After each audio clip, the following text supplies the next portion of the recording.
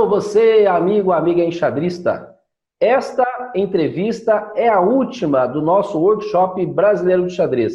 Nós passamos por aqui xadrez e saúde, xadrez e história, xadrez e educação, xadrez e pedagogia de ensino, e no xadrez de alto rendimento nós vamos fechar com o Alvinho. Álvaro Aranha, tudo bem? Bom dia, Gerson. Tudo bem? Estamos aqui numa manhã nublada aqui em São Paulo. Um prazer falar com você de novo. Legal, nós já fizemos esta gravação, deu problema com o áudio e aí ficou só de ensaio. E agora é para valer. Álvaro, essa palestra sua, né, é uma espécie de palestra online. Eu vou intermediando aqui os temas. Nós vamos falar então sobre o que você é especialista. É o método russo de treinamento, a moderna escola russa, e eu vou pontuar, então, né, algumas coisas até que as pessoas encaminham para o Clube Xadrez Online. Você fez aí já um curso recentemente sobre o assunto, tem sempre publicado assuntos sobre questões ligadas a treinamento, sob uma ótica, sob uma luz desse treinamento russo. Vamos lá. Quando é que surgiu essa ideia de você ir lá para a Rússia e se abastecer? Você ir onde os campeões se formam para poder ter esse conhecimento aí mais aprofundado? Bom, Gerson, primeiro, como você falou, a gente tinha feito essa entrevista, eu estava em Timbó, Santa Catarina, né, e não ficou boa a gravação, então já estou até mais treinado, né, para conversar sobre todos os temas, né. Então, no fim do ano passado, quando a gente se tornou bicampeão brasileiro, eu conversei com o gestor da escola, falei, Gustavo, a gente já conseguiu a hegemonia no Brasil que você queria, somos referência em toda a América do Sul, a gente tem duas opções, manter o que estamos fazendo ou tentar aperfeiçoar, né? E daí ele perguntou, fazemos o quê? Eu falei, o próximo passo seria viajar para conhecer o que há de melhor no mundo, esquecer a América do Sul e pensar em termos mundiais. E para isso, visitar o berço do xadrez mundial, que é a Rússia. E aí ele falou, quando vamos? E ele queria ir até em dezembro, né? E aí, por causa da minha agenda e tudo, a gente acabou combinando de ir no começo de março, né? Então, a gente tinha combinado que íamos visitar escolas de xadrez na Rússia para ver o que era feito desde da parte do xadrez curricular até a parte do alto rendimento. Então, não foi fácil, porque foram muitos meses de tentar contatos. Aqui no Brasil eu não tive muita ajuda, porque ou as pessoas nunca tinham ido para lá, ou não conheciam ninguém, ou alguns eu senti que simplesmente não queriam ajudar. Então foi um trabalho de garimpeiro, né? Eu tive a ajuda de uma mãe de um aluno que é russo, que voltaram para a Rússia, chama Vasily Biryugov, né? Chama Irina, a mãe dele. E então ela fez várias traduções para mim, e em alguns contatos ela ajudou, e a gente acabou fazendo uma agenda bem legal, que teve como visitas principais a Federação Russa de Xadrez, a Escola do Botvinnik, a Escola do Petrosian em Moscou e o Palácio dos Pioneiros em São Petersburgo. Foi onde a gente fechou essa viagem. Tá, antes de entrar exatamente aí no método russo, vamos falar sobre o Colégio Augusto Laranja, porque ele te deu essa possibilidade e ali você tem um laboratório para poder, o que você viu, o que você trouxe de lá, você tem aplicado. Conta pra gente o perfil da escola, como que é o xadrez lá, como que hoje vocês são tricampeões brasileiros, tricampeões paulistas, como que vocês conseguiram essa hegemonia no xadrez nacional, e a partir disso, então, essa ponte que foi feita, inclusive alunos que foram jogar lá na Rússia. Exato. Então, bom, é uma história longa, mas resumidamente é o seguinte, em 2014, o Gustavo Laranja, que é o gestor da escola, me chama, dizendo que ele quer implantar o xadrez de competição. A escola tinha muita tradição no xadrez no meio da década de 90, a equipe deles era a Seleção Brasileira Sub-16 menos eu, né, que estudava no Colégio Bandeirantes, enfim, então, aí em 2014 eu cheguei lá, já existia o xadrez curricular, mas o xadrez de competição era um deserto, né? Para você ter uma ideia, quando a gente fez a divulgação do 6º ano ao 3º colegial, apareceram 2 pessoas, 2 meninos interessados apenas, né? Então, quem vê hoje a máquina que virou não sabe o trabalho que foi para fazer, né? Então, no começo, eu falei para o Gustavo que a gente precisava de algumas referências, trouxemos algumas referências de fora, de outras escolas. Eu cito nominalmente a Agatha Urba Nunes, foi a nossa primeira referência ali, porque eu acho que para o trabalho se desenvolver da maneira que se desenvolveu, foi muito importante ter alguns alunos que os alunos pudessem se mirar para tentar chegar, né? E a Agatha era uma das melhores do Brasil na idade e tal, então ela foi muito importante nesse começo. E a minha ideia, muito antes dessa viagem para a Rússia, era replicar algo parecido com o que acontecia no Palácio dos Pioneiros, na antiga União Soviética, onde a base era treinamento forte, né? Eu puxava sempre para cima o treinamento, e intercâmbio muito forte, ou seja, você tendo um grupo de alunos, eles vão se puxando naturalmente para cima, né? E vão crescendo. Então, no começo eu trabalhava com 3 turmas, depois de 2 anos eu cheguei à conclusão que a gente perdia muito tempo ali no pessoal do primeiro ano, porque eles começavam a ter o xadrez curricular no 2º ano e eu perdia talentos ali de 6, 7 anos que só começavam no 2º ano. Conversei com o Gustavo e imediatamente ele expandiu o ensino obrigatório do xadrez para o primeiro ano. Isso foi uma grande sacada e que deu bastante resultado, né? E eu diria que desde 2016, apesar de em 2016 a gente perdeu por 2, 3 pontos para o Sabin, que já era muito mais consolidado, né? Mas desde 2016 acho que a gente fazia o melhor trabalho do Brasil. Mas aí de 2017 para cá tem sido totalmente dominante os resultados. A gente, para você ter uma ideia, de 26 categorias no Campeonato Paulista Escolar esse ano, a gente ganhou ouro em 10 e fez pódio em mais de 20. Então, não tem muita dúvida quanto ao momento desse trabalho. Assim, a gente virou referência para as outras escolas que têm tentado replicar algo parecido, o que é legal, porque a gente quer competição, a gente quer desenvolver o xadrez de um modo geral, né?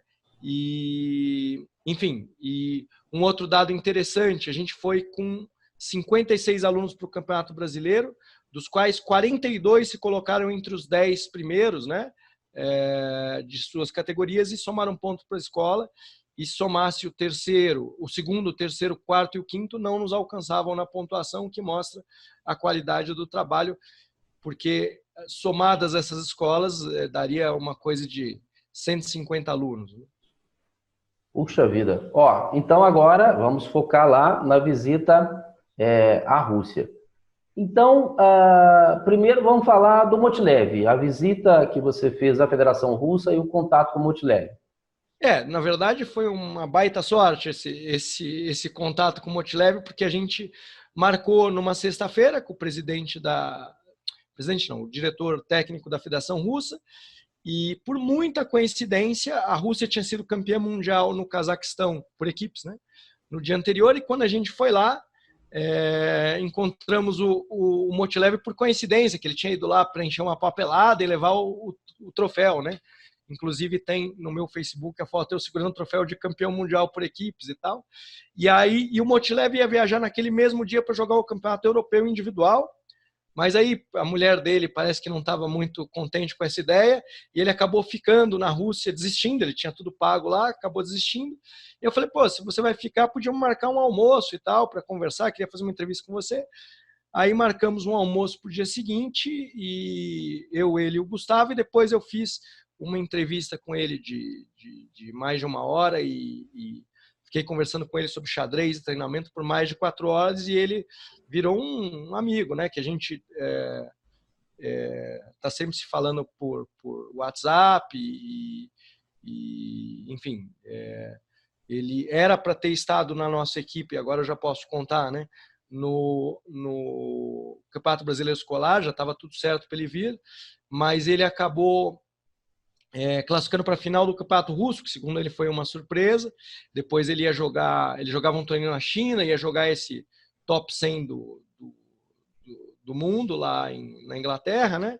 Então a agenda dele ficou muito tomada. Ele muito profissionalmente falou para o Gustavo: não, se precisar eu vou, mas ficaria só 2 dias de descanso para mim em coisa de 3 meses. E o Gustavo autorizou essa quebra de contrato, entre aspas, mas com o compromisso de que em 2020 a gente traria ele aqui para passar 15 dias e passar o conhecimento dele, conhecer nossos garotos e nossa escola. Então, em 2020, o Motilev vem aí e para o xadrez brasileiro isso vai ser uma coisa sensacional.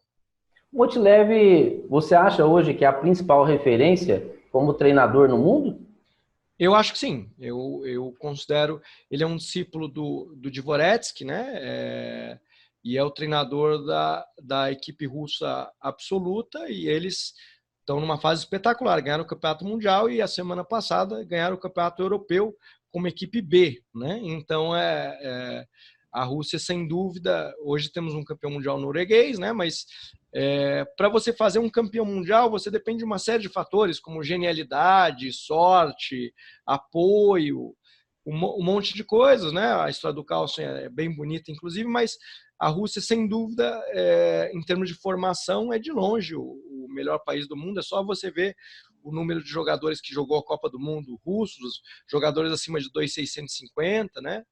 E conversando com meus amigos aqui, Fier, Eudebs, Krikor, Diego, a gente estava comentando que eu até levei a eles o que eu achava, né?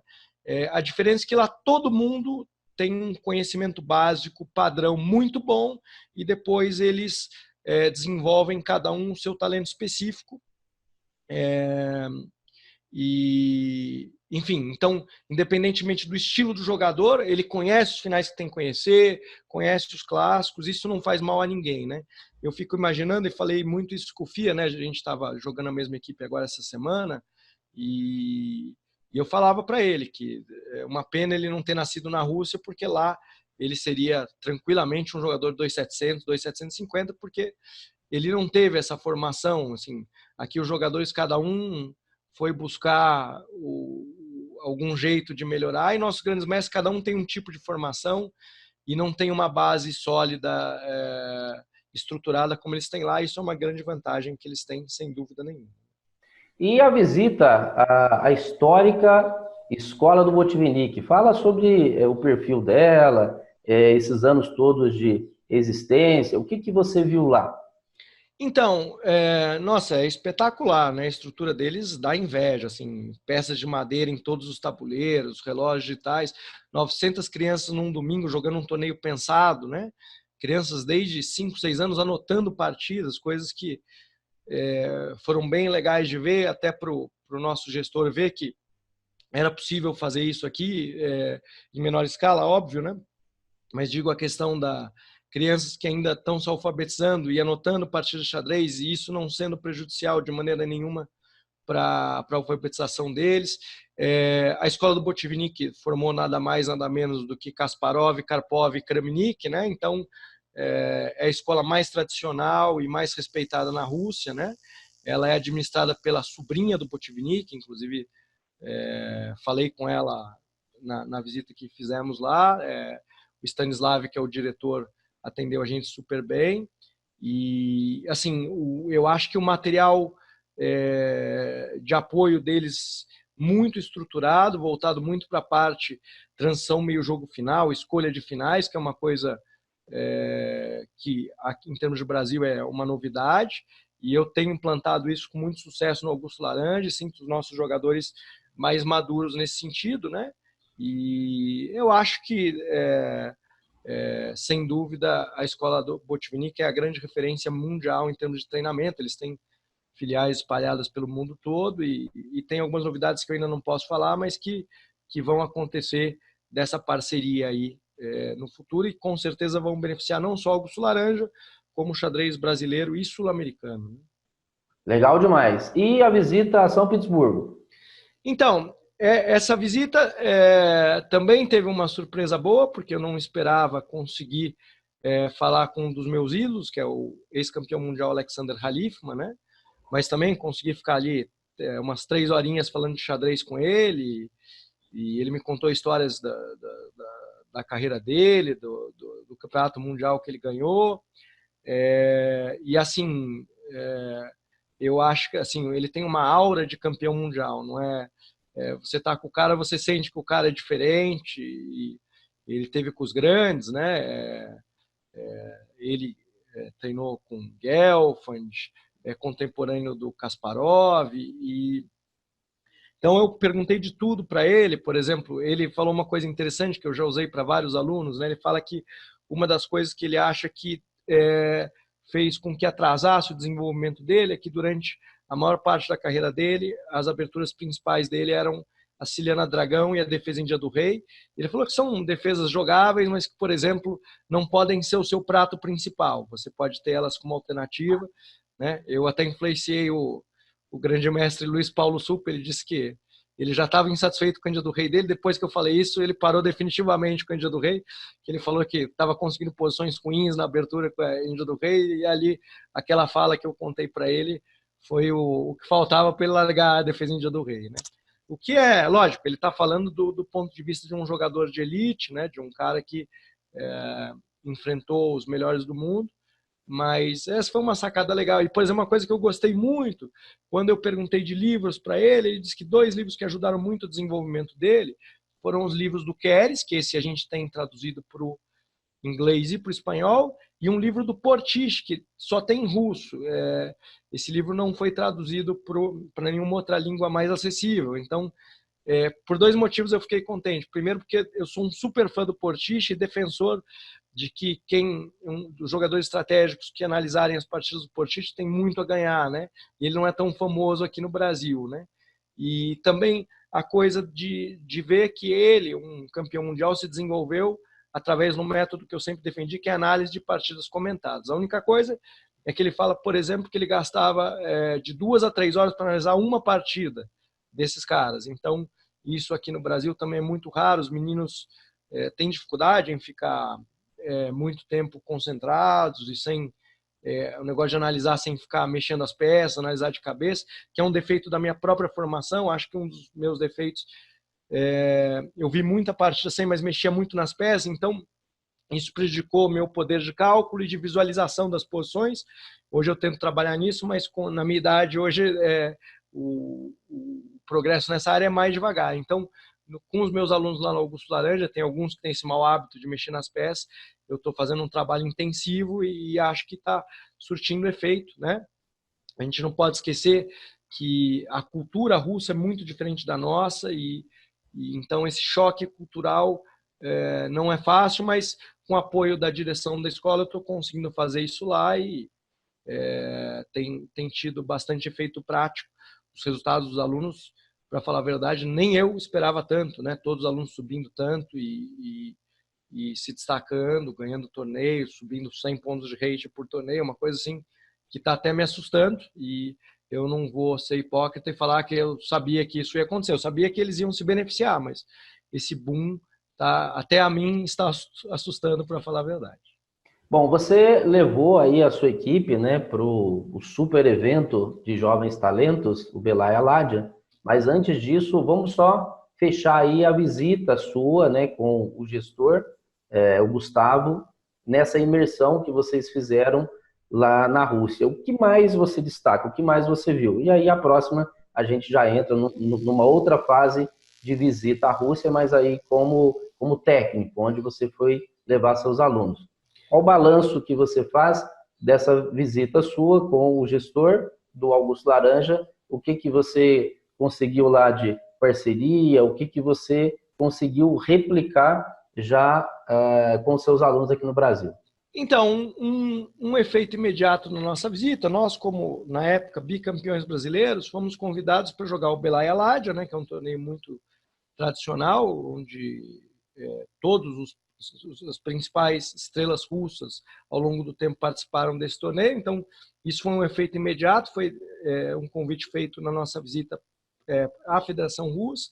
Uma coisa que eu fiquei impressionado e eu tenho usado juntamente com a Natália para reformular nosso material, o material curricular deles, né? Então a gente entendeu como é que funcionava o xadrez curricular lá, que é uma coisa engraçada. Eu esperava que eles tivessem um número de anos maior, né, na formação ali do curricular, mas eles defendem que alunos do primeiro e segundo ano aprendem xadrez e depois desses 2 anos, quem gosta ou quem tem talento já é diagnosticado e é encaminhado para as escolas de rendimento, né, de alto rendimento.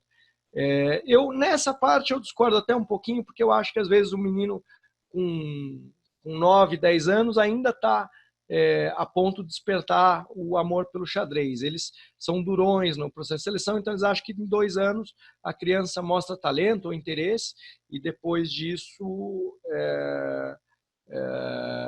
ou ela vai para o alto rendimento ou ela não segue tendo xadrez. Mas uma coisa muito legal, o material deles de primeiro e segundo ano é absolutamente espetacular. Eu tenho usado lá no Augusto Laranja, né? E é um material muito bem feito, um material de qualidade, bem dividido, os temas e tudo. Esse é um ouro que eu guardo lá no Augusto Laranja, porque realmente é um material diferenciado. Então, esse foi um efeito bem legal. E assim, foi muito bom ver em loco ali, poder conversar com os principais treinadores, né? E entender o que eles faziam diferente da gente. Um resultado da visita à Rússia foi a separação das turmas por força. A gente fazia por idade, né? E agora, desde de junho, a gente faz por força. Foi um choque cultural, alguns pais não gostaram, mas eu tinha o apoio da direção e se mostrou muito acertada essa decisão, porque o nível técnico dos garotos subiu muito, né? Então, e a gente forma campeões ali do primeiro ano, desde o primeiro ano, né? E é só ver os resultados no Brasileiro, no Paulista, como a gente consegue fazer campeões em todas as idades, né? Então, logo depois que eles saem ali do curricular com a Natália, ele com 6 meses de treinamento já fizemos vice-campeão brasileiro, campeão paulista. Então, isso mostra o acerto do direcionamento do trabalho. Bom, o Belaya Lade agora você vai falar que edição que você esteve, que é um torneio muito tradicional, o número de jogadores, equipes, né, que participaram e a sua equipe. Como é que foi, dentre tantos talentos que você tem no Augusto Laranja, como é que foi selecionar 4 para poder levar? Então, bom, falando do Belaya Lade, a gente deu sorte ainda que participamos de uma edição super importante, que era a edição de número 50, né? Então, o Belaya Lade é um torneio super tradicional, onde a escola campeã de cada região da Rússia é convidada. Então, foram 80 escolas russas e 26 escolas estrangeiras, todas campeãs dos seus respectivos países, né? É um torneio sub-14. O processo de seleção não foi nada fácil, porque eu tinha vários candidatos bons, e a gente, dessa vez, é obrigatório ter uma menina na equipe. Então, dos 4, uma tem que ser menina. E o que aconteceu? Eu, junto com o Gustavo, acabamos tomando a decisão de levar 2 meninos e 2 meninas, né? E foi bem interessante e todos jogaram muito bem. A gente acabou ficando 19º de 106, né? Que foi espetacular o resultado. E entre as escolas estrangeiras, que tinha muitas tradicionais, Letônia, Bulgária, Inglaterra, a gente ficou em 6º, né? E então, assim, foi melhor do que eu esperava. O duro é que agora esperam que a gente mantenha ano que vem, não vai ser nada fácil, né? O Cauã, que é o principal jogador sub-14 do Brasil na atualidade, para mim, fazer uma previsão polêmica aqui, mas até os 20 anos vai ser o número 1 do Brasil entre os adultos. Isso já falei para alguns amigos que são grandes mestres, torceram o nariz, vamos ver daqui 5 anos se eu acertei. E ele fez 7-9 no primeiro tabuleiro, ou seja, ajudou muito. Esse ano a gente não conta com ele, mas sem dúvida é uma experiência muito legal ver como os meninos se preparam, a postura deles no tabuleiro, o estilo de jogo, assim, a maturidade dos meninos, por causa dessa formação, entendimento de finais, que não é uma coisa muito comum aqui no Brasil, que esses meninos têm. Eu achei até assim, surpreendente e aprendi um pouco mais do efeito prático do que é a escola russa aplicada, né?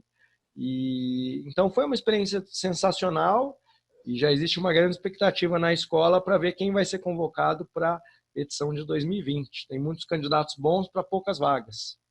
Muito bacana. Ô, Alvinho, vamos voltar agora para o xadrez brasileiro e fechando aí o Colégio Augusto Laranja, fala sobre o trabalho da Natália. Ou seja, hoje você tem uma estrutura fenomenal da escola e realiza um trabalho extraordinário no alto rendimento, mas você conta com o trabalho de base da Natália Bacarin, que assim, é um facilitador enorme, porque quando os alunos chegam até você, já tem uma base muito boa, inclusive uma base pensada aí a quatro mãos, ou seja, você e ela discutem ali o que vocês vão trabalhar na base para quando chegar no alto rendimento, isso ficar mais fácil. Então, fala um pouco mais sobre esse trabalho em parceria com a Natália. Então, a Natália já faz 2 anos que está na escola, assim, foi um golaço do Gustavo levar a Natália, assim, eu a indiquei, falei, Gustavo, tem que trazer a Natália, que ela é o Pelé do xadrez curricular, então, se você não contratá-la, vai vir alguém aí, vai contratar e a gente vai perder a chance, porque ela é muito organizada, muito metódica, a gente se complementa muito bem, a gente tem um diálogo ótimo, ela foi minha aluna, né, e ela assim é muito perfeccionista e como você disse assim, os alunos chegam com uma formação muito boa para mim e a ida dela com certeza nessa faixa etária do primeiro ao quarto ano assim revolucionou, né, o ensino de xadrez na escola e você teve a oportunidade de estar lá recentemente. Ela dá aulas espetaculares e ela fez um material apostilado que a gente até entregou lá na Rússia. O Gustavo teve um encontro com o Leôncio Garcia, o famoso jornalista espanhol e um dos maiores nomes do xadrez mundial aí, em termos de xadrez escolar. E ele ficou impressionado com a qualidade do material. Enfim. Então, acho que ter essa qualidade no trabalho do xadrez curricular, né? E a escola também dá todo o apoio. A gente tem uma sala de xadrez que só tem aula de xadrez, ou seja, a Natália dá aula do curricular lá, eu dou aula para o alto rendimento lá. Isso faz toda a diferença e, sem dúvida, hoje a gente tem uma estrutura muito próxima do que é uma estrutura ideal para a formação de campeões. E agora, com esse material russo, a gente consegue replicar muito mais perto do que é feito nas escolas de Moscou e São Petersburgo que visitamos. Pessoal, eu estive em escolas dando aula de xadrez 20 anos. Ainda visito as escolas para formar professores e em projetos mais curtos com alunos. Então, aí já tem 30 anos de visitas em escolas para trabalhar com xadrez. Ó, Alvinho, a sala que você tem no Colégio Augusto Laranja, eu nunca tinha visto no Brasil todo, porque assim, as escolas que eu trabalhei aqui em Minas, São Paulo, e os locais que eu visitei em outros estados, né, para cursos, palestras e tal, eu nunca vi um nível, né, de excelência tão grande para trabalhar com o xadrez. Tem absolutamente tudo, né? Exatamente, Gerson. Eu, voltando um pouquinho no tempo, em 2014, quando o Gustavo me chamou para conversar, eu já dava muitas aulas, dava aula no Bandeirantes, na GV, muitos alunos particulares, e eu dava mais aula do que eu gostaria de estar dando, né? Porque eu coloco muita energia nas minhas aulas, então é bastante desgastante. E eu falei para ele que eu não tinha interesse, porque realmente estava estourado de aula. Mas aí fui conversar com o homem. Aí ele me mostrou a ideia dele, o projeto, e, na verdade, ele me pegou, não sei se ele provavelmente já conhecia meu perfil, porque ele queria eu capitaneando esse projeto, ele podia, qualquer professor teria aceitado, qualquer treinador, ele me escolheu, né, para mim isso foi uma honra, E aí ele colocou esse desafio de fazer o Augusto Laranja virar a melhor escola do Brasil e ele perguntou um prazo para mim, eu dei 5 anos, a gente conseguiu fazer em 3, mas lógico, eu tenho meu mérito, mas um mérito muito grande dele que deu todas as condições, assim, lá eu tenho tudo que eu quero, assim, de estrutura, de livros, de espaço físico. Então, e hoje é muito fácil trabalhar lá e muito gostoso, assim, parece que eu nem estou trabalhando, mas, enfim, isso foi graças a esse apoio do Gustavo e da Rosa Costa, que é uma figura muito importante lá, que você conheceu também, que é diretora institucional, que resolve todos os problemas burocráticos, faz o meio de campo com pais, me ajuda em tudo. A Rosa Costa é uma diretora espetacular e tendo todo a estrutura que o Gustavo me dá, eu acho que eu não faço mais que a minha obrigação de ter levado o Augusto Laranja onde levei. E como você falou, nossa sala é absolutamente espetacular, livros de qualidade para os alunos levarem para casa para estudar, mesa boa, peças boas, tem tudo. Material multimídia, a gente quando precisa usa o laboratório de informática, que é muito bom. Então, eu acho que, enfim, é uma estrutura onde cada um tem sua importância e por isso dá tão certo. Não existe milagre.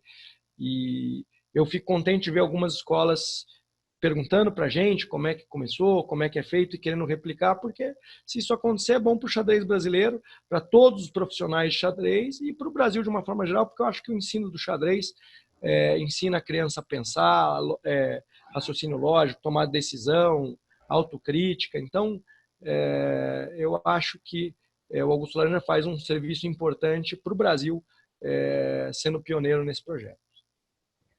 Muito bom. Alvinho, vamos agora para a finalização desse tópico de treinamento russo, porque em seguida vou fazer um pinga-fogo com você aqui, vou colocar alguns temas e você diretamente ali, um livro de estratégia, aí você vai dizer Não, legal. alguma sugestão ali. Bom, mas o seguinte, recentemente você fez, isso ainda está em andamento, mas é só agora a parte de assessoria, você fez um curso de muito sucesso, foram oferecidas aí 100 vagas, o carrinho fechou antes da hora, porque você conseguiu completar o número de participantes antes até do prazo final, colocou uma limitação exatamente para poder dar esse suporte, essa assessoria, um material de altíssima qualidade, de e-books que você fez e aulas também de alto nível. Faz um apanhado aí sobre o treinamento da moderna Escola Russa de Xadrez que você fez online recentemente, aqui em parceria, inclusive, com o Clube de Xadrez Online. Tivemos a felicidade de fazer essa dobradinha, né? O Álvaro aí com toda a expertise dele e a gente aqui, né, com esse público bacana que a gente tem de enxadristas e já há muitos anos especializados em treinamento online. Bom, foi uma grande experiência, né? Eu tinha, na verdade, quando eu voltei da Rússia, eu fiz um material do que eu vi lá, de mais importante, e a minha ideia era dar alguns workshops presenciais, né? E graças à ideia sua, né? Você entrou em contato comigo e falou, poxa, em vez de limitar São Paulo, Santa Catarina e Minas Gerais, vamos fazer para o Brasil todo online, né? E para mim era tudo muito novo enfim, mas falei, vamos, não, bora, vamos fazer, né? E realmente o sucesso que foi, eu não esperava, assim, lógico, eu confio no meu nome, no material que eu tinha, né? Nos contatos que o Clube Xadrez Online tem, mas a gente não sabe o que esperar, então, enfim, mas a procura foi muito grande e eu fiquei muito contente com isso, a experiência foi muito boa, né? Eu tive que fazer um resumo do resumo, porque em 8 horas eu fiz questão de abordar abertura, estratégia, finais e conhecimento essencial para o jogador de torneio, ou seja, eu fiz um resumo do resumo, né? E graças a esse grande sucesso aí, eu acho que estou pensando seriamente em fazer uma trilogia, né? Talvez em 2020 fazer um volume 2 desse curso, já com a experiência do que eu vi esse ano, e 2021 volume 3. Eu acho que seria o ideal para a gente abordar todos os temas importantes, e o sucesso que fez me encoraja a seguir produzindo material, né? E muito legal levar para o Brasil todo. Eu vi um dos nossos alunos no curso fazendo um trabalho muito bonito em Tocantins. Já ele mandou uma foto lá com os alunos e tal, já usando o tema que os conhecimentos essenciais, né, figuras de mate para a criançada, como é feito na Rússia, né? Então foi muito gratificante. Assim, eu acabei de voltar do JASC em Santa Catarina, assim, a repercussão cada dia mais me assusta, porque a internet é uma coisa que a gente não tem tanta noção do alcance, e foi muito bom, porque o Brasil é um país de dimensões continentais. Então realmente eu fiquei muito feliz com o resultado e com a repercussão, né? E pude levar um pouquinho do que é a formação de um jogador de torneio baseado no que a escola russa defende. Legal, agora vamos então, para finalizar aqui, o pinga-fogo. Repertório de aberturas, praticamente a gente tem 3 opções. Biografia, você segue um jogador. Estrutura, jogar sistema Lono, por exemplo, Mandia do Rei, jogar formações que vão se repetindo, ou por variantes, né, que é o tradicional. O que o Alvinho recomenda? Eu acho assim, você tem que tentar entender que tipo de estruturas você gosta de jogar. Por exemplo, se eu gosto de jogar o peão dama isolado, faz sentido eu jogar o ataque Panov, né? Estruturas sólidas de pretas, e não gosto muito de variar as estruturas, não gosto de bagunça. Então vou jogar Caro-Kann e defesa eslava. Então eu acho que você baseia o repertório no seu gosto, mas isso não exclui que eu acho importante você ter referências boas, então jogadores modelo. Se eu vou estudar Caro-Kann, eu vou estudar o Karpov, como faz o Molina, por exemplo, nosso amigo aí de Minas Gerais. Se eu quero jogar a Naidorf, eu tenho Kasparov, eu tenho Fischer. Então, ter jogadores modelo eu acho muito importante. Ter um material referência, hoje livros de abertura tem vários livros bons, eu acho bom, mas sem seguir tudo que o autor fala, e sim tentando buscar o que é do seu gosto. Abertura boa é aquela que você se sente bem jogando, que você gosta de jogar. A única coisa quanto aos sistemas que você falou, eu acho que se você jogar só esquemas, tipo sistema London e tal, você limita o seu conhecimento de xadrez, porque as estruturas são muito parecidas sempre, então isso limita um pouco a sua versatilidade, e eu acho importante conhecer mais estruturas. Essa é a minha opinião. Um livro de estratégia. Strategy for Club Players, do Hermann Gruten, espetacular, aborda tudo que é importante. Qualquer jogador que não tenha lido esse livro, grande mestre ou não, vai se beneficiar. Como é que estuda a tática? Então, a parte da tática, a parte do cálculo é repetição, academia. Se você vai na academia todo dia, seu preparo físico tá bom. Se você vai na academia uma vez por semana e fica 10 horas lá, você vai sair com dor no outro dia e não vai se beneficiar. Então, resolução de exercícios no dia a dia, mas importante, uma coisa também que aprendi na escola russa. Xadrez não é só atacar, a tática defensiva, o cálculo defensivo, que foi um tema que eu abordei no meu workshop, é também muito importante, que muitas vezes, infelizmente, a gente não quer isso, mas a gente sai inferior da abertura e depois tem que saber se defender, e aqui no Brasil, pouquíssimos treinadores, para não dizer nenhum, treina a defesa. O pilar final é o maior desafio dos nossos jogadores? Então, eu diria a transição meio-jogo final, saber escolher quais finais você quer, e finais técnicos. Finais teóricos são importantes você estudar, lógico, né? Você conhecer a posição de Philidor, a posição de Lucena, da mate de bispo-cavalo, finais de peões, mas você estudou isso, e isso pode acontecer nas suas partidas e tal, mas eu acho que a parte mais difícil são os finais técnicos, que eu vejo que nossos jogadores, principalmente os garotos, entendem muito pouco. Hoje, infelizmente, os garotos são muito guiados pelo computador, e o computador não explica para você por que um final é bom ou não. E na Rússia eu vejo que eles batem o olho num final e escolhem, né? Eu, inclusive, mandei uma partida que eu joguei nesse JASC, que a gente acabou de sagrar campeão, uma partida importante, onde eu tenho duas opções. Eu tenho a opção de ganhar um peão e jogar por um ataque, mas o cara tem dama e contra-jogo, e um outro que eu entro num final de bicho de mesma cor, mas que eu tinha certeza absoluta que ganhava, porque eu já tinha estudado finais parecidos, e foi o que eu fiz, e a partida acabou rapidinho porque eu sabia que aquele final eu ganhava.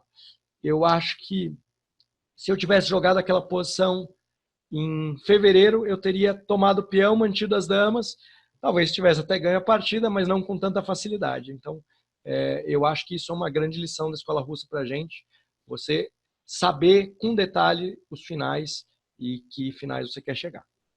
E como é que a gente melhora a excelência na análise no cálculo? Então, bom, como eu disse quando falamos do Halifman, eu fiquei muito contente de entender que os melhores jogadores do mundo gostam e usam análise de partidas comentadas como ferramenta de estudo. Então, analisar partidas de maneira interativa, ou seja, tentando se colocar no lugar do Petrosyan, do Kasparov, do tal, dependendo de quem a gente está analisando, né? E no cálculo especificamente, sempre usar a técnica dos lances candidatos, ou seja, tentar entender a posição estrategicamente e depois buscar 2 ou 3 lances candidatos para a gente poder chegar.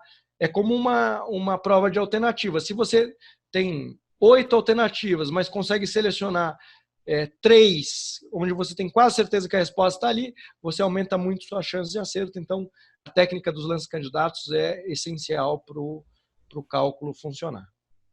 Bom, é claro que preparação para torneio é algo que se faz aí diariamente, mas dá uma dica aí para os nossos enxadristas, quando tem aquele torneio ali no fim de semana, o que dá para fazer na semana do evento? Curto prazo, revisão de aberturas, porque ninguém aprende a jogar xadrez em 15 dias, melhora o seu xadrez efetivamente em 15 dias, você vai ficar em forma para o torneio. Então, você tem que fazer revisão das suas aberturas, principalmente as linhas que te preocupam mais, e cálculo. Então, 15 dias antes do torneio cálculo e revisão das aberturas. Não adianta querer aprender estratégia, finais, você vai focar nesses 2 pilares aí e você vai maximizar dentro do que você pode. Lógico, o que você vai jogar no torneio é o resultado de tudo que você fez na vida, mas você vai chegar na melhor forma possível dentro daquilo que você sabe, caprichando em exercícios de cálculo e revisão das suas aberturas. Beleza, agora o Alvin vai fazer as considerações finais. O cara do treinamento russo agora vai fazer aí um apanhado da vida dele aí no xadrez e também o grande sucesso que ele tem obtido com seus alunos. Bom, a mensagem que eu deixo é que, como tudo na vida, progredir no xadrez depende do esforço, ou seja, quem se dedica mais vai melhor, não existe mistério. Por mais talento que a gente tenha, sem dedicação, isso não nos leva a lugar nenhum, né? E estudar certo maximiza os resultados. Então, eu vejo muita gente que diz que estuda muito, mas estuda errado. Então, esse curso que eu dei teve muito a ver com isso, direcionar o estudo e a preparação dos alunos, né? Eu tenho alunos que estão seguindo a risca e já estão colhendo resultados disso, né? Tem outros que eu vejo que, por mais que eu fale, ainda falam só de abertura, né? Independente do nível. Então, estudar bastante, estudar certo é o caminho, não existe segredo, né? E isso para tudo na vida. Dedicação leva ao resultado. Como diz para mim, um dos maiores treinadores de esporte coletivo que eu conheci, li o livro dele, achei espetacular, o Bernardinho, né? O único lugar que sucesso vem antes de trabalho é no dicionário. Exatamente. Pessoal, agradecemos demais então o Alvinho, né, por mais essa participação aqui no Clube de Xadrez Online. Já tem uma outra participação dele no desafio 21 dias de xadrez e outras tantas matérias. Inclusive, em breve, tem uma série aí fantástica de 8 vídeos. A série é Em Busca da Excelência no Xadrez, através do Colégio Augusto Laranja. Eu estive lá, em loco, vi tudo, vai ter filmagem lá da sala, tem fotos da sala também, onde o Álvaro trabalha. Nós falamos com gestor, diretor institucional, a professora do xadrez de base, com o Alvinho e 4 alunos que estiveram lá na Rússia com ele. Então aguardem aí esta série, vai ser uma série de muito sucesso, porque vai mostrar exatamente, né, para a comunidade nacional como é que se faz um xadrez de qualidade. E vocês que acompanharam o desafio, 21 dias de xadrez, evento 100% online, 100% gratuito, a gente agradece demais. E coroando agora com o Workshop Brasileiro de Xadrez, outro evento também, né, que reuniu aí grandes personalidades do xadrez brasileiro. Grande abraço, pessoal. Valeu, até mais. Alvinho, obrigado. Valeu, Gerson.